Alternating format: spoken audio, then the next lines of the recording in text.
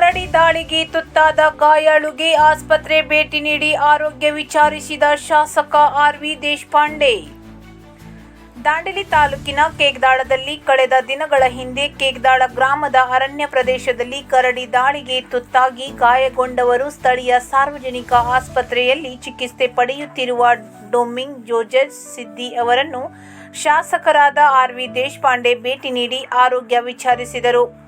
ಈ ಸಂದರ್ಭದಲ್ಲಿ ಕುಟುಂಬಸ್ಥರಿಂದ ದಾಳಿಯ ಕುರಿತು ವಿಚಾರಿಸಿ ಆಸ್ಪತ್ರೆಯ ವೈದ್ಯರೊಂದಿಗೆ ಚರ್ಚಿಸಿ ಸೂಕ್ತ ಚಿಕಿತ್ಸೆ ನೀಡಲು ನಿರ್ದೇಶನ ನೀಡಿದರು.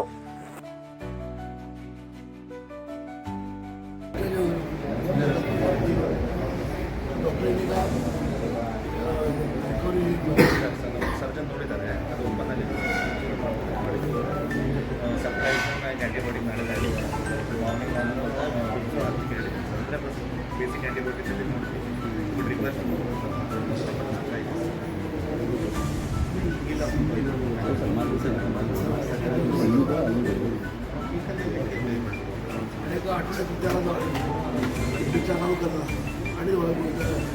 आणि आसोला धर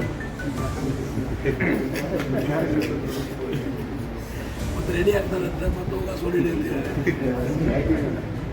आसोला काही वागा तरी वागा तुम्ही वागला नाही चौकला काय खेळायचा काय दोन आसोलाकडे कुस्ती खेळता ताकद म्हणे